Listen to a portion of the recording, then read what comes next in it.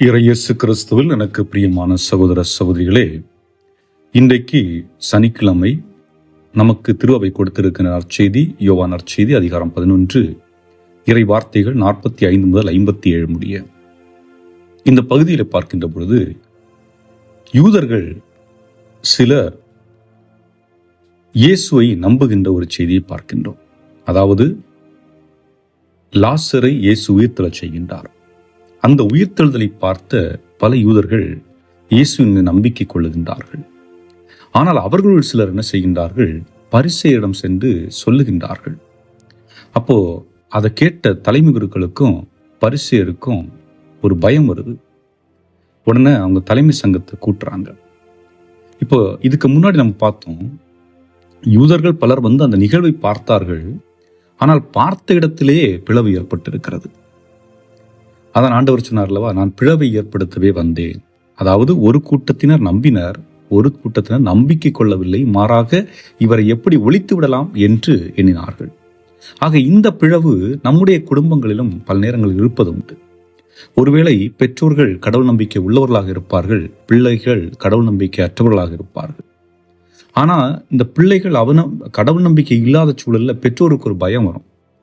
நம்ம சரியா வளர்க்கலையோ, நம்ம கொடுக்க வேண்டிய சரியா கொடுக்கலையோ, நம்ம சரியான சொல்லி கொடுத்தோம், கோயில்களும் கூட்டு போனோமே அப்படிங்கிற ஒரு பயம் இருக்கும். ஆனால் இங்கே ஆண்டவன் நமக்கு சொல்லிக் கொடுப்பது என்னவென்றால் நிதானம், பொறுமை. நீங்கள் உங்களுடைய வாழ்க்கையின் வாயிலாக இயேசுவை அறிவியுங்கள். வார்த்தையின் வாயிலாக அல்ல, வாழ்க்கையின் வாயிலாக இயேசுவை அறிவியுங்கள். நிச்சயமாக அப்படி நீங்கள் செய்கின்ற பொழுது அது தாக்கத்தை ஏற்படுத்தும். ஆக ஆண்டவருடைய வார்த்தையை எங்கெல்லாம் கேட்கப்படுகிறதோ அங்கெல்லாம் பிளவுகள் நிச்சயம் உருவாகும். காரணம் என்னவென்றால், ஒரு சிலருக்கு நம்பிக்கை ஆழப்படும், இன்னும் ஒரு சிலருக்கு பொறாமை ஏற்படலாம், அல்லது அதன் மூலம் எப்படி பிரச்சனைகளை உருவாக்கலாம் என்று எண்ணிக்கொண்டிருப்பார்கள். ஆக அந்த நிலையில் தான் இங்கே ஒரு சாரார் இயேசுவை எப்படியாவது கொலை செய்து விட வேண்டும், அவரை முடித்து விட வேண்டும் என்று எண்ணி அதற்குரிய சட்ட உரிமையை அவர்கள் பேசிக் கொண்டிருக்கின்றார்கள். அப்போ கயபா என்ற ஒரு தலைமை சங்கத்தினுடைய தலைவர் என்ன சொல்றாரு?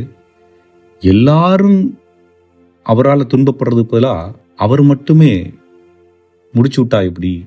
அதாவது மற்ற அனைவருக்காகவும் இயேசுவை ஒருவரை மட்டுமே அழித்து விட்டால் எப்படி என்ற ஒரு பேச்சு அவர்களுக்குள் வருகிறது. ஆக இது தீர்க்க தரிசனம் என்று கூட சொல்லலாம். காரணம் என்ன? உலகத்தில் படைத்த இன்னும் படைக்கப்பட இருக்கின்ற அனைத்து மனிதர்களுக்கும் ஒரே ஒருவர் தான் மீட்பை கொண்டு வர முடியும். அது இயேசு ஒருவரால் மட்டும்தான். ஆக அந்த ஒருவர் மரிக்கின்ற பொழுது அனைவரும் மீட்கப்படுவோம் என்பது இதன் வழியாக புலப்படுவதை பார்க்கின்றோம்.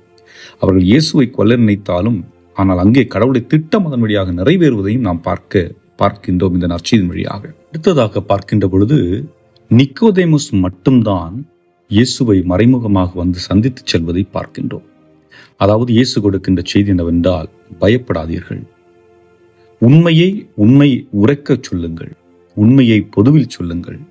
நீங்கள் பணி செய்கின்ற இடங்களாக இருக்கலாம், எந்த ஒரு இடமாக இருக்கலாம், நீங்கள் உண்மைக்கு சான்று பகரக்கூடியவர்களாக இருக்க வேண்டும். அதாவது உங்கள் கண் முன்னால் ஒரு தவறு நடக்கிறது, அந்த தவறு எனக்கென்னவென்று நீங்கள் ஒதுங்கி சென்றால் நீங்கள் கோழைகள், நீங்கள் வாழ தகுதியற்றவர்கள் என்று சொல்கின்றார். ஆனால் அதேவேளை அந்த உண்மையை தட்டி கேட்டு உண்மைக்கு சான்று பகர்கின்ற பொழுது நீங்கள் இயேசுவை பின்பற்றுகின்றீர்கள். ஆக அது நம்மால் முடியவில்லை என்றால் அதற்குரிய தைரியத்தை ஆண்டவரிடத்தில் கேட்க வேண்டும் என்று சொல்லுகின்றார். இன்று நாம் பல புனிதர்களை கொண்டாடுகின்றோம். பலர் இயேசுக்காக உயிரை நீத்திருக்கின்றார்கள். அவர்களெல்லாம் கொண்டாடி கொண்டிருக்கின்றோம். ஏன் கொண்டாடுகின்றோம்? அவர்களுடைய தைரியத்தின் வெளிப்பாடு. அவர்கள் தாழ்ச்சி நிறைந்தவர்களாக இருந்தார்கள். அதே நேரத்தில் உண்மையை அவர்கள் சொல்வதற்கு எந்த நேரத்திலும் தயங்கியதில்லை. ஆகவே தான் அவர்கள் கொலை செய்யப்பட்டார்கள். இன்று நாம் அவர்களை புனிதர்களாக கொண்டாடுகிறோம். புனிதர்களாக கொண்டாடி கொண்டு நாம் அவ்வாறு வாழவில்லை என்றால் நான் எந்த நிலையை எடுத்திருக்கின்றோம் என்று சிந்தித்து பார்க்க வேண்டும். அன்புக்குரியவர்களே, யூதர்கள் பலர் ஆலயத்திற்கு சென்றார்கள். ஆனால் அங்கே ஒரு சிலர் வழிபாட்டுகளை நிகழ்த்துவதற்காகவும் வழிபாட்டு சடங்குகளை நிறைவேற்றுவதற்காகவும், இன்னும் ஒரு சிலர் கடவுள் மீது நம்பிக்கை கொண்டு சென்றார்கள். இன்னும் ஒரு சிலர் இயேசுவை எப்படி கொலை செய்யலாம், அவரை எங்கே பிடிக்கலாம் என்று சொல்லுகின்றார்கள். மூன்றிலையும் உண்மையான மனிதர்களை பார்க்கின்றோம். இதுபோன்றுதான் நாமும் பல நேரங்களிலே ஆலயத்துக்கு செல்கின்ற பொழுது வழிபாட்டு சடங்குகளை மட்டுமே நிறைவேற்ற வேண்டும் என்று எண்ணுகின்றோம் ஒரு சிலர். இன்னும் ஒரு சிலர் என்ன நிகழ்கிறது பார்த்துவிட்டு செல்வோம் என்று இருக்கின்றோம். இன்னும் ஒரு சிலர் இன்னைக்கு யார்ட்ட வம்பிழுத்து சண்டையை முற்றுறது என்று போகின்றோம். இது ஆலயத்திற்கு செல்லுகின்ற பொழுதும் சரி, குடும்பத்திற்குள்ளும் சரி, இது போன்ற நிகழ்வுகள் நிகழ்வதை பார்க்கின்றோம். ஆகவே அன்புக்குரியவர்களே, இன்றைய நாளில் ஆண்டவர் சொல்லுகின்ற ஒரு செய்தி என்னவென்றால், நீங்கள் இயேசுவை நம்புகிறீர்கள், இயேசுவை பின்பற்றுகின்றீர்கள் என்றால் அவர் கொடுத்த வார்த்தைகளை வாழ்வாக்குங்கள். அன்பு செய்ய சொல்லுகின்றார் என்றால் அன்பு செய்யுங்கள். மன்னிக்க சொன்னால் மன்னியுங்கள். என்னால் அதெல்லாம் முடியாது, நான் இப்படித்தான் இருப்பேன் அப்படின்னா நீங்கள் உண்மையிலேயே இயேசுவின் பாதச்சுவடுகளை பின்பற்றவில்லை. மாறாக உங்களுடைய பாதச்சுவடுகளை பின்பற்றி கொண்டிருக்கின்றீர்கள். உங்களுடைய விருப்பத்தோடு வாழ்ந்து கொண்டிருக்கின்றீர்கள் ஒழிய இயேசு கிறிஸ்துவின் விருப்பத்தோடு நீங்கள் வாழவில்லை என்பதுதான். சிந்தித்தவர்களாக தொடர்வோம். இறைவன் உங்களை நிறைவாக ஆசீர்வதிப்பாராக. ஆமேன்.